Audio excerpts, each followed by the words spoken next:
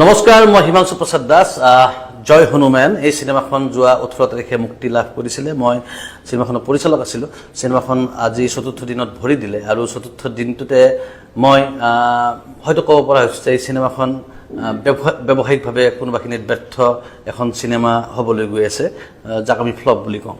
আৰু মই কেৱল এই ভিডিঅ'টো নিৰ্মাণ কৰিছোঁ এইটো কথাৰ কাৰণে যে যদিওবা চিত্ৰগৃহত চিনেমাখন এতিয়াও চলি আছে আৰু হয়তো কিছুদিন চলি থাকিব, তথাপি কিহৰ বাবে জয় হনুমান যিখন চিনেমা মানে কি হয়, আমি ইমান দিনে জানি আহিছিলোঁ চিনেমা ছাত্ৰ হিচাপে যে এখন চিনেমা চাই যেতিয়া মানুহে চিনেমাখন ভাল হোৱা বুলি কমেণ্ট কৰে, মানুহে যেতিয়া চাই সুখী হয় অডিয়েঞ্চ, তেওঁলোকৰ তাৰপিছত তেওঁলোকৰ মুখে মুখে শুনি আৰু দৰ্শকে চিনেমাখন চাবলৈ আহে।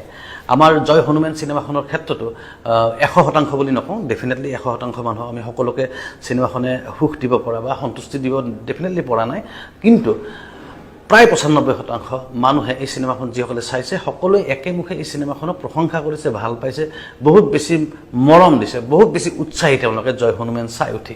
আৰু তেওঁলোকে লিখিছে, তাৰ ভিতৰত বহুত অচিনাকি ব্যক্তি যাক আমি কেতিয়াও জীৱনত লগ পোৱা নাই, দেখা পোৱা নাই, তেওঁলোকেও হিয়া উজাৰি চিনেমাখনৰ প্ৰশংসা কৰিছে। কিন্তু তাৰ পিছতো চিনেমাখনে ভবা ধৰণে দৰ্শক পাবলৈ সক্ষম হোৱা নাই। আৰু এইটোৱে কোনোবাখিনিত আমাক চিন্তিত কৰিছে এই কাৰণে যে ইমান দিনে জানি আহিছিলোঁ যে ভাল বুলি মাৰ্কেটত ওলাই যোৱাৰ পিছত, প্ৰচাৰ হৈ যোৱাৰ পিছত চিনেমা চাবলৈ দৰ্শক আহে, নতুন নতুন দৰ্শক আৰু ওলাই আহে, কিন্তু হনুমানৰ ক্ষেত্ৰত এইটো কিয় হোৱা নাই তাকে আচলতে এতিয়ালৈকে ধৰিব পৰা নাই, জানিব পৰা নাই। আৰু এই ভিডিঅ'টো নিৰ্মাণ কৰিছোঁ যে আপোনালোকৰ যদি মনত কিবা এই বিষয়ে চিন্তা আহিছে তেতিয়াহ'লে জনাব পাৰে।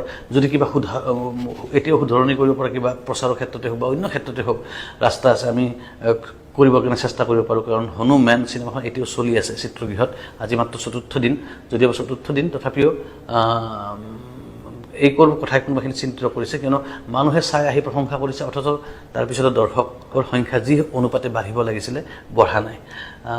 জনাব আপোনালোকৰ মতামত যে জয় হনুমান চিনেমাখনে ইমান প্ৰশংসা পোৱাৰ পিছতো, মই বাৰে বাৰে কৈছোঁ যে 100% মানুহক আমি সন্তুষ্ট কৰিব পৰা নাই, কিন্তু 95% মানুহে এই চিনেমাখনক চাই সন্তুষ্টি পোৱা বুলি আমি জানিব পাৰিছোঁ। আপোনালোকে চাগে জানিছে, আপোনালোকে চাগে নিশ্চয় দেখিছে যে চিনেমাখনক মানুহে কি ধৰণে লৈছে।